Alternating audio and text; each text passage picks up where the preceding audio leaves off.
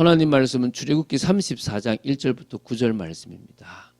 5절부터 7절 말씀을 합독하고 출애굽기 34장 1절부터 9절 말씀을 보도록 하겠습니다. 자, 그러면 5절부터 7절 참 중요하거든요. 합독하도록 하겠습니다. 여호와께서 구름 가운데 강림하사 그와 함께 거기 서서 여호와의 이름을 선포하실세 여호와께서 그의 앞으로 지나시며 선포하시되 여호와라 여호와라 자비롭고 은혜롭고 노하기를 더디하고 인자와 진실이 많은 하나님이라.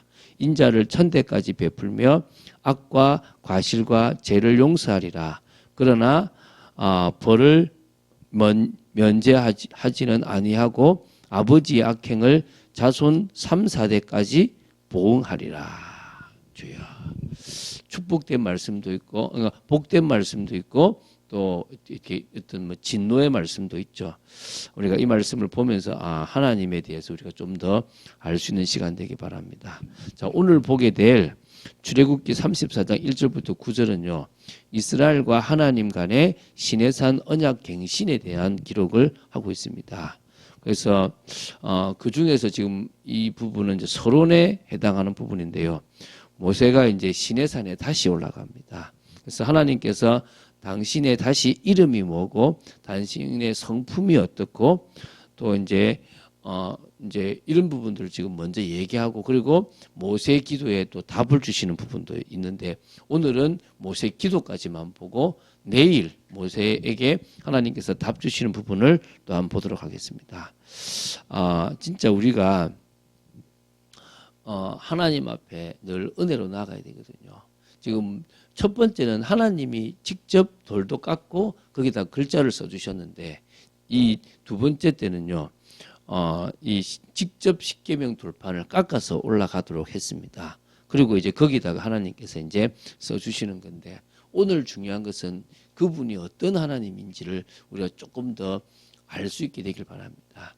계시의 책이잖아요. 성경은 계시의 책이라고 하는 이유가 이 성경을 통해서 하나님이 어떤 분인가를 아는데 그중에 오늘 하나님이 어떤 분인가를 제대로 좀 알 수 있는 그런 시간이 되어지기를 바랍니다. 우리 1절부터 3절을 먼저 보겠습니다.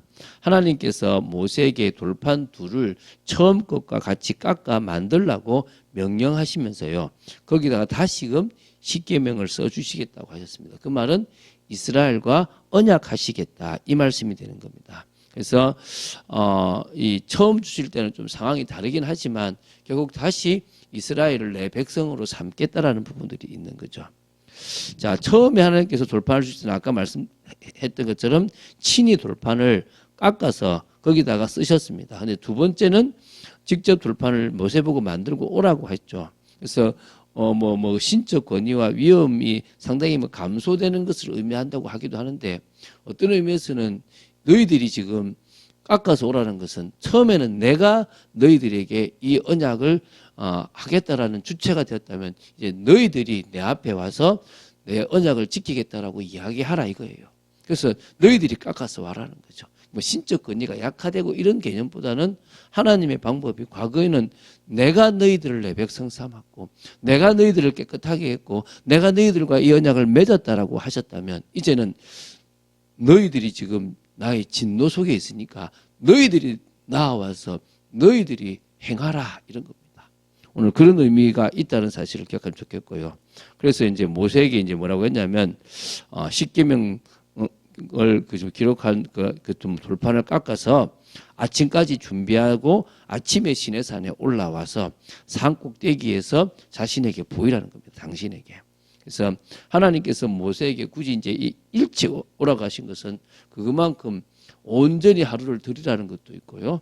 또 그것을 통하여 이 중요한 언약을 전체가 다 마음 먹고 준비하고 올라오라 이것도 있겠죠. 그죠?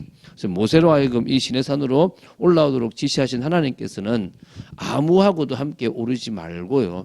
또 이 산 전체의 인적을 금하고 양과 소도 산 앞에서 먹지 못하도록 하라고 하셨습니다. 철저히 혹시라도 죽을 수 있으니까 그 진노에 의해서 인간이 죽을 수 있으니까 오지 못하도록 했고요. 그래서 여기에 지금 하나님의 임재하시니까 거룩하신 곳이기 때문에 구별하셨다라는 의미가 있습니다. 이제 그리고 이제 시작됩니다. 이제 4절부터 7절 말씀입니다. 모세는 하나님의 말씀대로요 돌판두를 처음 것과 같이 깎아 만들었어요. 아침에 일찍이 일어나가지고 그 두 돌판을 손에 들고 여호와의 명령대로 시내산에 올라갔습니다. 그래서 올라오고 나니까 여호와께서 그곳에 임재하셨습니다. 그러니까 지금은 성막이 필요 없어도 하나님 앞에 의인으로 섰던 사람은 모세밖에 없었던 거죠. 다른 사람들은 지금 올라올 수가 없는 거죠. 그래서 지금 모세가 지금 하나님 앞에 올라와서 지금 있을 때 여호와께서 그 구름 가운데서 강림하셔서 모세와 함께 거기 서서 당신의 이름을 선포하셨습니다. 이름으로. 뭐냐면 이게 이제 6절부터 7절인데요. 중요합니다. 제가 읽어볼게요. 여호와 여호와 자비롭고 은혜롭고 노하기를 더디하고 인자와 진실이 많은 하나님이라. 인자를 천대까지 베풀며 악과 과실과 죄를 용서하리라. 그러나 벌을 면제하지는 아니하고 아버지의 악행을 자손 3, 4대까지 보응하리라. 자, 지금 여기 보면 우리가 믿는 여호와 하나님, 그래서 우리 하나님 이름은 여호와인데요. 그분의 이름은 자비롭고 은혜롭고 노하기를 더디하시는 분이라고 하십니다. 인자와 진실이 많아서 인자를 천대까지, 당신이 인정하는 사람에게는 천대까지 그 인자와 진실과 복을 베풀고요. 그 사람에게는 악과 과실과 죄를 용서합니다. 그래서 그것 때문에 구원받지 못할 일은 없습니다. 그러나 정말 형벌이 있다면 그 형벌에 대해서는 3, 4대까지, 자손의 3, 4대까지 반드시 보응하시는 그런 공의로우신 분인 것도 맞습니다. 그래서 우리는 하나님께서 사랑의 하나님이신 것과 동시에 공의의 하나님이심을 우리는 분명히 알 수 있습니다. 그래서 우리는 하나님 앞에 감사와 사랑으로 나아가고 또 하나님 앞에 두렵고 떨림으로 나아가야 됩니다. 우리가 늘 주님 앞에 그 중심으로 나아가지 않는다면 어렵다고 보면 됩니다. 하나님께서 인자를 베푸는 대상은 범죄했을 때 자기 죄를 회개하며 하나님께 용서를 구하는 사람이라고 보시면 됩니다. 그래서 형벌 받은 자는 죄를 범하고도 끝까지 회개하지 않는 자도 있고 또 이건 아셔야 됩니다. 내가 회개해도 그 잘못에 대한 건 갑니다. 쉽게 예를 들면 다윗이 밧세바를 범하고 우리아를 죽였습니다. 하나님 앞에 회개했습니다. 그러면은 하나님께서 다윗의 죄를 용서하셨습니다. 그러나 다윗이 그것 때문에 그 집안에 계속 피바람이 불어요. 그게 결국 후대까지 계속 그 문제가 이어지는 겁니다. 그런 의미도 여기는 있다는 것입니다. 회개했다고 해서 그 죄의 결과가 나타나지 않지는 않습니다. 이해가 되십니까?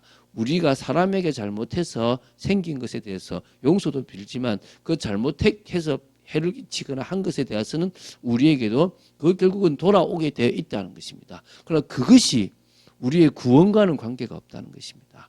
우리가 그것 때문에 지옥 가지 않고 구원을 받을 수는 있다는 것입니다. 그래서 하나님은 철저하신 분입니다. 예수 믿고 회개했다고 해서 있었던 죄가 싹 사해져 가지고 나는 더 이상 벌도 이 세상에서의 책임도 안 진다고 생각하시면 안 됩니다. 분명히 그 결과는 따라오게 돼 있습니다. 내가 잘못한 것에 대한 그 결과의 여파는 반드시 받게 돼 있다는 사실을 기억하고 그 과정 속에서 또 인내하고 그 과정 속에서 연단되고 그 과정 속에서 더 하나님을 바라볼 뿐이죠. 그러나 그것 때문에 우리가 구원이 없어지고 지옥 가고 이런 건 아니라는 것을 기억하시면 좋겠습니다. 자, 8절부터 9절을 보고 마치겠습니다. 모세는 이 중요한 시점에서 이스라엘을 위해서 급히 땅에 엎드려 경배하며 간절히 기도를 합니다. 주여, 내가 주께 은총을 입었거든 원하건대 주는 우리와 동행하옵소서. 이는 목이 뻣뻣한 백성입니다. 우리의 악과 죄를 사하시고 우리를 주의 기업으로 삼으소서 이렇게 얘기를 합니다. 그래서 이스라엘을 이제 다시 말하면 용서해 달라. 목이 원래부터 뻣뻣한 백성인 만큼 용서해 달라. 이스라엘을 주의 기업으로 삼아 달라고 이제 간절히 기도합니다. 이 기도에는 큰 의미가 있습니다. 모세가 이스라엘 백성들을 이끌고 시내산 앞 이 시내 광야에 도착하자마자 이 시내산에 혼자 올랐을 때도 하나님은 그 이스라엘 백성들에게 뭐라 했냐면 열국 중에서 내 소유가 되게 하겠다라고 말씀하셨어요. 그래서 이스라엘 백성이 제사장 나라 거룩한 백성이 되게 하겠다고 했거든요. 지금 기업으로 삼아달라는 것은 당신의 영원한 소유로 삼아달라 이런 의미가 있습니다. 하나님께서는 우리를 그렇게 영원한 소유로 삼아 주실 줄로 믿습니다. 이제 이 모세의 기도에 내일 하나님이 어떻게 답하시는지 보기면 좋겠고요. 오늘은 하나님의 성품이 어떤지를 봤습니다. 하나님이 어떤 분이신지를 우리가 제대로 안다면 그분을 믿음으로 고백하게 될 줄로 믿습니다. 늘 은혜 받는 여러분 되시기 바랍니다. 이번 주에 계속 특별한 사랑을 받았던 나사로 가족에 대해서 했습니다. 나사로 그리고 마르다, 마리아 이 세 명의 자녀가 이 하나님 앞에 온전히 믿음을 가지고 예수 그리스도를 따랐던 사람들입니다. 초대교회가 생기고 이들의 이름은 없습니다. 중간에 이들이 피신을 갔다라고 하는 추측하는 사람들이 많이 있습니다. 왜? 유대인들이 표적이 되었으니까. 어쨌든 이들 역시도 어디를 가든지 그리스도를 전하고 하나님의 사랑의 그 은혜를 나누었던 사람일 것입니다. 우리가 기억할 것은 복음적인 선택, 또 우리가 기억할 것은 사실적인 믿음 고백, 우리가 기억할 것은 언약에 맞는 참은 신이 되어야 될 줄로 믿습니다. 그런 축복을 누리는 여러분 되시기를 주 예수 그리스도 이름으로 축원드립니다. 주는 그리스도시요 살아계신 하나님의 아들이심을 고백합니다. 믿음으로 나아갑니다. 말씀 붙잡고 나아갑니다. 아버지 하나님의 뜻을 이루는 귀한 삶으로 나아갑니다. 하나님께서 모든 부분에 지켜주시고 인도하시고 역사해 주시기를 간절히 소원합니다. 오늘도 주님의 뜻과 통하는 축복된 인생을 살아가는 저희들 되도록 지켜 주시옵소서. 주 예수 그리스도 이름으로 기도드립니다. 아멘.